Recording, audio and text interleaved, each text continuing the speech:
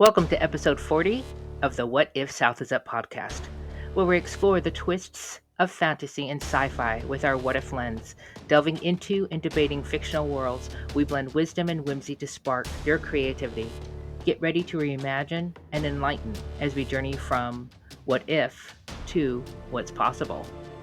My name is Christina Xtina Lefebvre, and I'm in the middle of building my first world, a magical parallel Earth where colonization never happened in the Americas, and still reworking that first novel with the working title of Cogs and Claws. And with me is my partner, well, my podcast partner. Don't get any ideas out there, you guys. My ride or die, ride or friend, Mr. Derek Hall. Hello. I am Derek Hall, creator of the Crimson Prophecy series, and I am tired, but also just kind of glad to be here. Yay. It's been one of those weekends. Yeah, I know. Yeah. But before we dive into today's adventure and see which what-if question Chance brings up, what are you drinking today, Xtina? Cherry vanilla martini. Yum. What about you? I have a strawberryta. Strawberryta. It's a canned malt beverage margarita wannabe. And it's not great. Good? It's decent. Great. It's decent. It reminds me of like a Mike's Hard. Okay. But it's not great. Not great. So you said you're having a tough weekend. What's going on? Oh, it's just been busy and lots of things going on. Yeah, lots of hoops to jump through, trying to balance everything between paychecks and all that wonderfulness, trying to get a little bit of writing done, trying to salvage my sanity before I go back to work on Monday. You know how it is. Adulting. Yeah, adulting. That sums it up nicely. Kids don't know how good they have it. They do not understand how good they have it. No. Nor did I when I was a kid. Yeah, me neither. That's okay. Okay. Well, since our last episode, what's been going on in your writing world? What's new? Any breakthroughs, fresh storytelling stories or tricks, or what's going on? The only thing I have to report is that writing is damn hard work, and if you're in it for easy money, you're in the wrong business. Abso-friggin-lutely. Yep. Otherwise, I haven't really made progress on much of anything. I've been a little too busy to sit down and actually write this week. So, yeah, baby steps. I've got some notes that I wrote down and that sort of thing, but no real actual progress.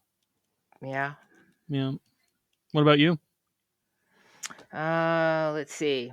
I suck at finishing things. Fair.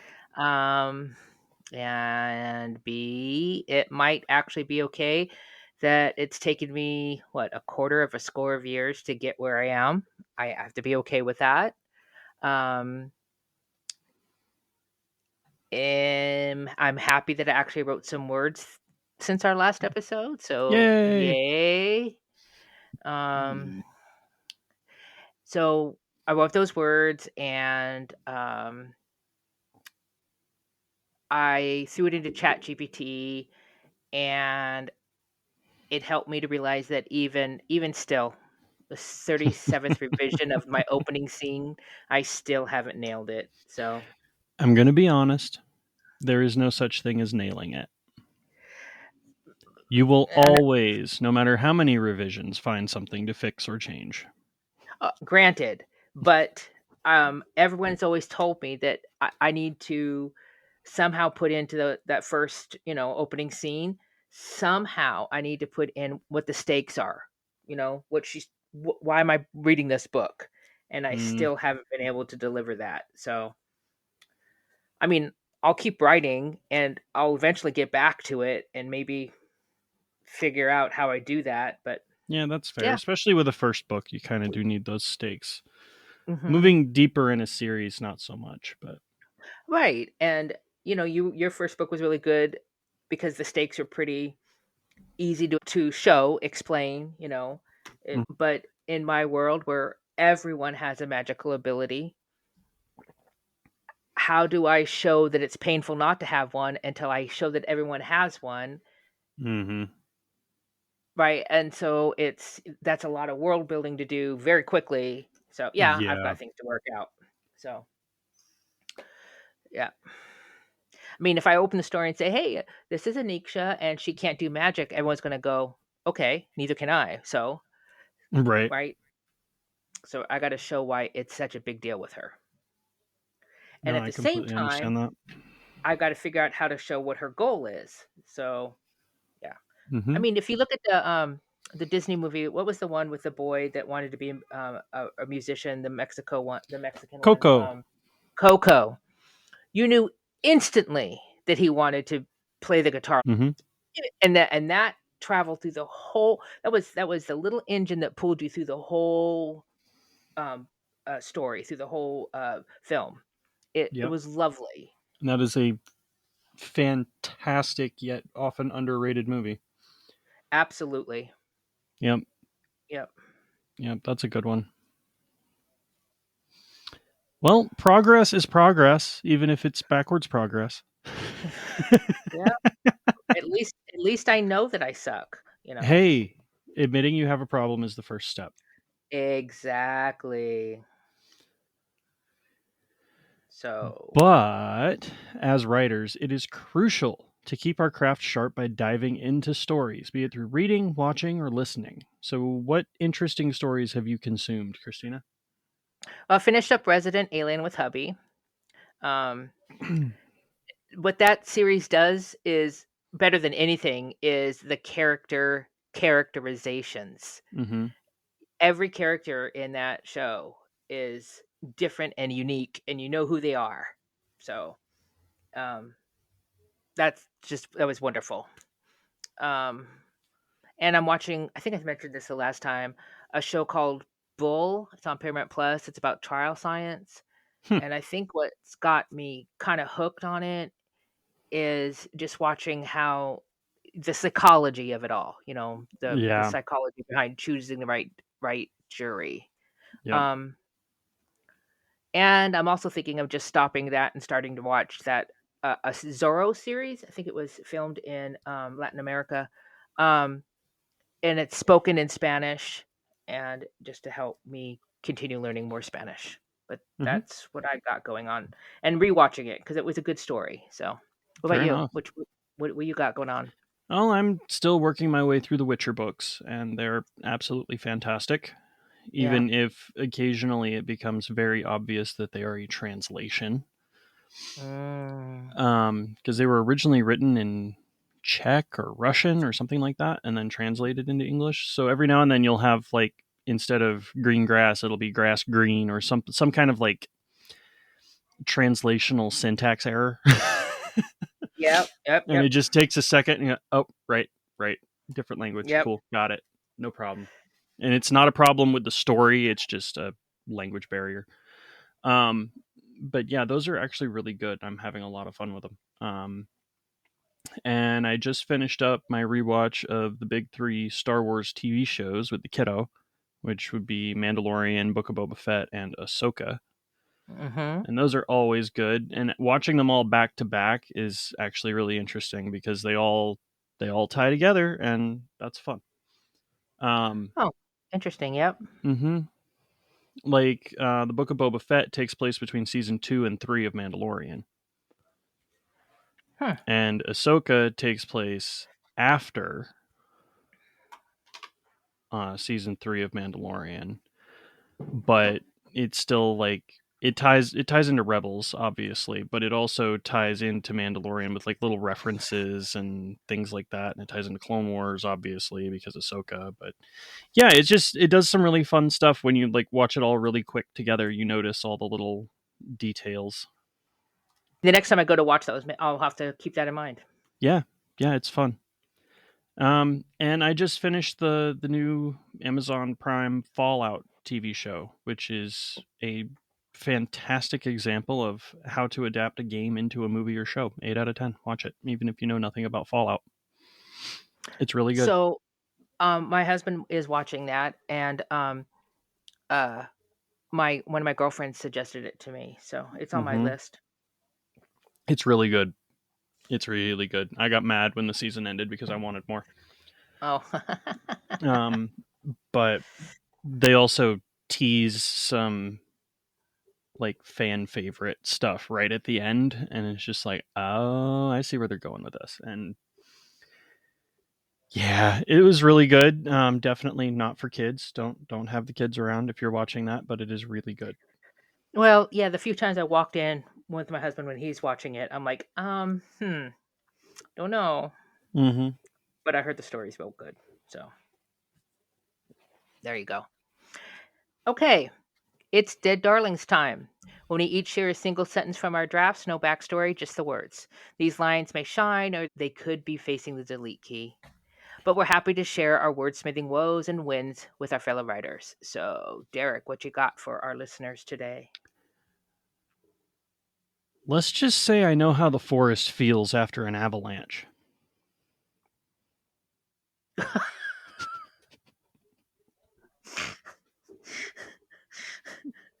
Okay. Do avalanches happen in the forest?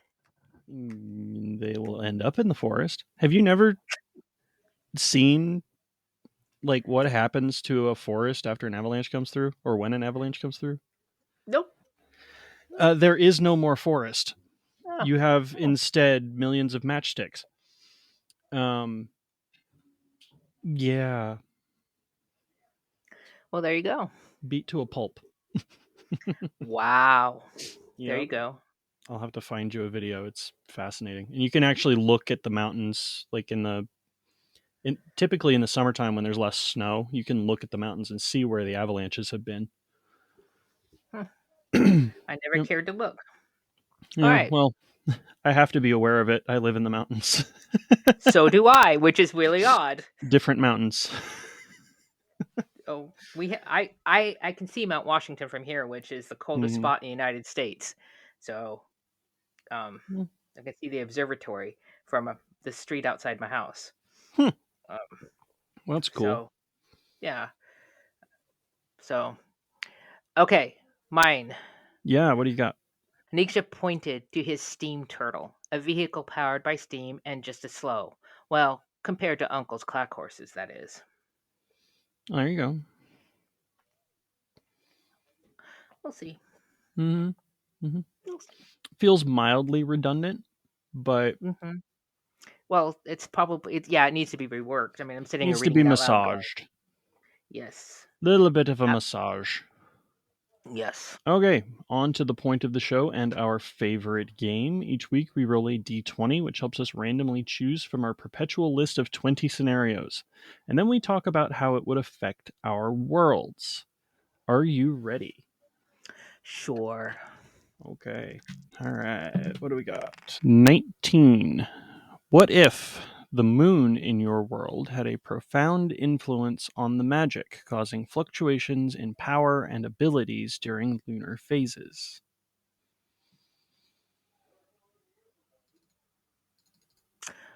Interesting.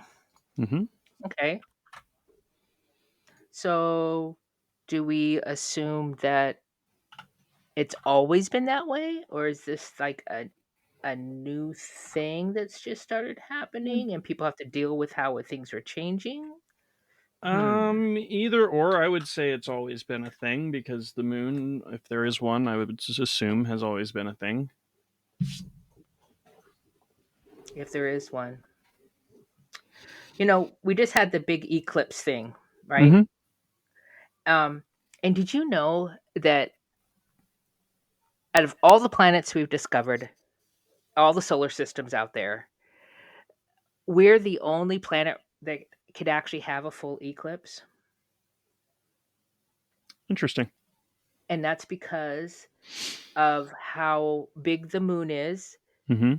how far away it is from the sun, and the ratio of it. It's a perfect ratio that blocks out the sun. But That's cool. nowhere else has it been discovered. It, so the planet would have to have a moon that was exactly that ratio and distance between it and the sun and the size of the moon and the I never planet. thought about that, but that makes a lot of sense. Yep. So say if the world has the moon, I mean, our moon affects us because it pulls on the earth, which, pulls on the water, Mm-hmm. which affects life in many profound ways. Um, I'm also apt to believe that the moon has influences on humans to some extent in some way that we're not aware of quite yet because we don't know how to measure it. But Yeah. what if it affected? So mine's easy. My world, it's just a parallel Earth. So they have our moon. Yeah. So I But don't how have to does that imagine it. affect the magic? Understood. How does your world have a moon? Yes. Okay. Have you talked about the moon in your world? Not really, no. I think I've mentioned it, things like, moonlight or full moon or stuff like that, but I don't think I've ever really dug into it. Hmm. But this question does immediately send my mind to the airbender world. Which Like I have so yet many to consume. things. Yes. Um because there's four different nations. They all have a different kind of bending. It's elemental based: earth, air, water, and fire. Fire bending is tied to the sun. Water bending is tied to the moon. Um, they actually learned how to water bend by watching the moon move the tides. So it's a very close tie there, and a ridiculously deep lore that even gets into the point where their bending is more powerful during a full moon and they can only do certain techniques during a full moon. I'm not going to spoil anything. If you know, you know. But Xtina does not, so we'll be nice. Um, but yeah, it's a really deep bit of world building, and I don't really have anything quite that deep tied to the moon. I don't think I have anything tied to the moon necessarily, but it's an interesting I concept. so in my world, the magic is elemental based, but not specifically tied to any planets like you're describing for Airbender. Mm-hmm. Um, but also in my world, they for them, sun and moon, mountains, they're alive. They're living beings. Oh yes. Um, there, as a matter of fact, in my stories, sun is capitalized because it's a being, it's a thing, right? It's not a thing. It's a being. Mm-hmm. It is just as much a person to them as their uncle. So, um, the question is, what if the moon had a profound influence on the magic? Well, it would totally change my magic because my magic's got lots of rules and I've already figured it all out. But Mm-hmm. it would be, wow, it would just really change a lot of ceremonies. Um, how can I make this interesting? I mean, I like the idea of a society that is more moon worshipping or Mm-hmm. um, idolatry than sun. That's an interesting concept. Mm-hmm. Like they they live through the night. Well, then we get into a vampire story, but um, yeah, it's. I don't think it would change much for my story, though. Yeah, I'm kind of in the same boat. I don't know that it would change a whole lot. Um, my source of magic, according to legend, I haven't decided if it's actually true or not yet, but according to legend, fell from the sky. So Mm. there was no magic until this thing fell from the sky. Um, and that that could tie into the moon somehow. It could be a piece of the moon. It could be, it could be any number of things. But um, I don't really have anything directly tied to the moon. I'm getting ideas as I sit here about cool, like, fantasy moon stories, but um, none of them are actually written. Okay, so let's talk. Let's explore that for a second. So, if you were to write a story, you're going to start out today, new Hmm. world, Hmm. and you're going to base it off of moon being the magical force, the magical um, gasoline. Okay, Okay. how would that play out in your mind about how would that world start to look? I mean, I was saying they would be more into living at night so they could see the moon, right? So, not that they would hate the daytime, but Well, if I think the general schedule would shift. I think instead schedule, of getting up at sunrise and going to bed at sunset, like most people do because daylight, um, because I need to grow it, vegetables. yeah, it would kind of reverse and be like get up at a little bit before sunset at like dusk or whatever, and go to bed in the morning. Kind of like working an overnight shift. You just move your sleep patterns and your schedules. I think that would be at least for a portion of the population, maybe the real religious fundamentalists in the group who worship the moon or whatever, instead of just being like, oh yeah, that's a thing that's kind of important. Maybe they're the ones that do the overnight thing. But you could take that a bunch of different ways, but I see it being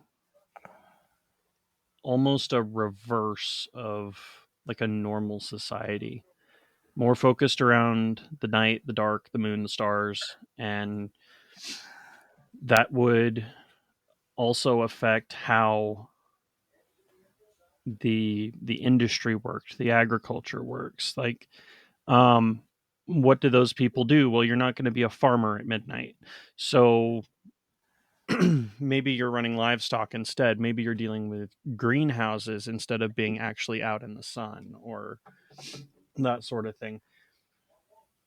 So there's a lot of things that could happen there, and I'm just spitballing, and it might not make sense, but yeah. So, one of the things this question assumes is there's only one moon in this world. But what if you had a world that was so far away from the sun that they needed the moons, for that solar energy to reflect it back? Hmm. So, daylight, bright daylight's never really a thing. That's Um, that's valid too. Or you have a an axis locked planet that orbits but doesn't rotate, and then you have half a planet in the sun and half a planet in the dark all the time, and maybe they're hmm, using the moon to get their only light beyond like that twilight zone right on the horizon between the two. interesting. Yeah. And in this story that we're making up, does everyone have magical abilities, or are we still limiting it, like in your world, to a few? Hmm. I don't know. This was your idea. No, actually, this question came from ChatGPT. Oh, thanks for that. Um, Frickin' AI. No, well, so I don't know. It would depend on how you want to do it. Do you want some people to be more powerful and more special, more important than others, or do you want an equal or relatively equal society? It depends on what you want. Oh. Well, And I if know you what I want to want. I throw want a kink in the works, you could have a select few, but also want a equal society. And yeah, now you can have all kinds of political fun. I'm also thinking of a story maybe where they have, you know, moons. They worship the moons. They understand the moons. Blah blah blah. feeds their magic, and suddenly a moon falls out of orbit and leaves. Um, Maybe it wasn't a moon. Maybe it was a space station. there you go. That's no moon. But now, how would that world adapt to having one Mm-hmm. less moon? And everybody whose magic was drawn from that moon suddenly has no magic. Ooh. Yeah. Well, my my gut instinct is that different forms of magic are fueled by different celestial bodies. Like fire is going to be summoned from the sun, and light is summoned from the moon, and things like that. But everything's fine and dandy for however many thousands of years until they suddenly realize, hey, the sun's not as bright as it used to be, or the moon's not as bright as it used to be, and discover that that magic they've been using willy-nilly for so long to light candles and, you know, light their house after dark every night is a finite resource and it's running out. I like that. Yeah, that's where my brain went.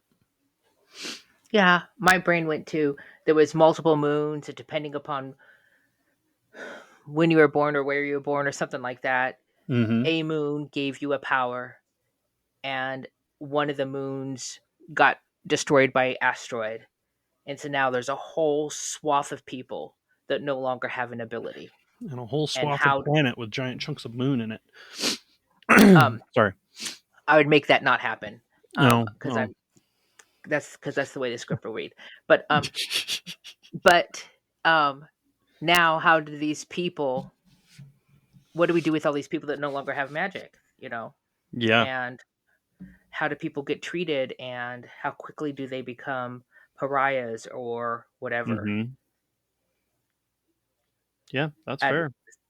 something that they have no control over, now suddenly they have no resources, no way to make earn a living, no way to help give back to society, and they have to learn how to do all of this without magic. Mm-hmm. I like that. I could see that being really interesting, with at Hmm. least one of the POVs being some sort of like ruler or political leader trying to figure it out from that end. Oh, interesting. Yeah. I feel like Hmm. that would be interesting. You do like more politics in your stories than I do. I don't though. I hate politics, but You I hate can politics in real life, I hate but politics in general, but I can see the value that it can add to a story. right. And you're So, more, I mean, you have political battles in your stories. true. True. I do. Not by Your choice. brain works like that. As much as you hate it, your brain works like I that. know. I know. I blame my brother. Blame your brother. We should all blame our brothers. And if you don't have a brother, you can borrow mine. Fair enough.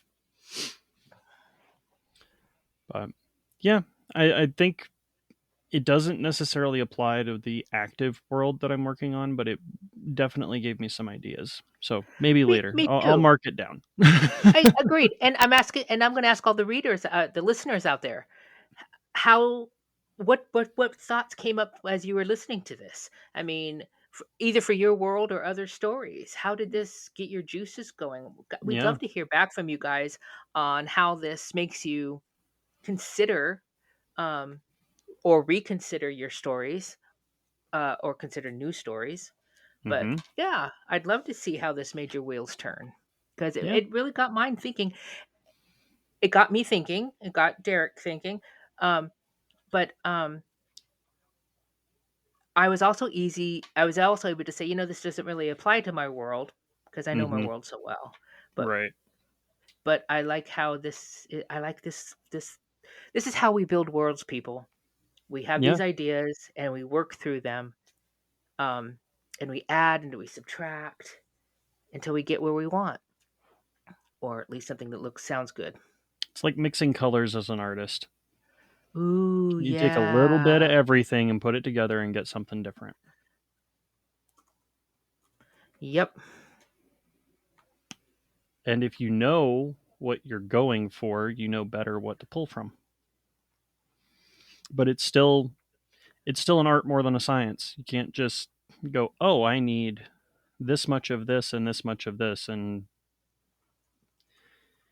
I need 1 part Star Wars, 2 parts Lord of the Rings. Yeah, it's not going to work that way. It's going to get adjusted. Mm-hmm. Yep. So. Yep. Absolutely. Yeah. But it's not a perfect analogy, but nope. And I like how these podcasts that we do make me really think. Yeah. Outside the box, within the box I've built. Right? Thinking outside of a box that you've built is surprisingly more difficult than thinking outside of someone else's box. Absolutely. It's really hard. I can't break that rule that I made willy-nilly with no considerations for anything else. But at the same time, you made the rule. Exactly. So you can change the rule. But then I have to go back and I have to change these 16 other things. Right, because all the rules stack on top of each other, and yes, if you pull one out from the bottom of the stack, everything else collapses. So right, but sometimes you have to do that. Creative Jenga.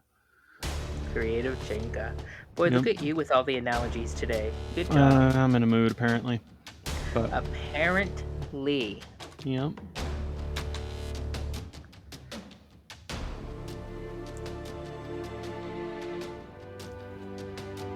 All right. Anything else to add to that? I don't think so. I don't either. You're yellow. Oh. Okay, well, that was fun. It was. It was. If you're a world builder, crafting your first universe, or a seasoned creator, and this includes the D&D game masters, writers, authors, or any imaginative soul spinning new realms, we'll be thrilled to have you join our podcast. Drop us a line through whatifsouthisup.com or send a message via our Facebook page. Your world could be the star of our next show. And remember, our list is always hungry for new what-if scenarios. Have a unique twist you want to explore? We're all ears. Send us your what-if ideas and we will showcase them to the real world. Visit our Facebook page or send us an email at whysouthiisup@gmail.com. So, Xtina, how can folks find you on the interwebs? My website is uniquelyxtina.com, and I can be found on many of the socials as uniquelyxtina, and I'm on TikTok till TikTok's not. Sooner rather than later, the way things are going. And what about you, Mr. Derek? My website is DerekHallAuthor.com. You can also find me as D Hall Author on Facebook, the quickly diminishing clock app, or just about anywhere else. Well, there you go. Thank you, everyone. Yay. Yay. Did another one. We did it again. You did it again. Oops, I did it again. I made a podcast. We did it. Yay. Got it.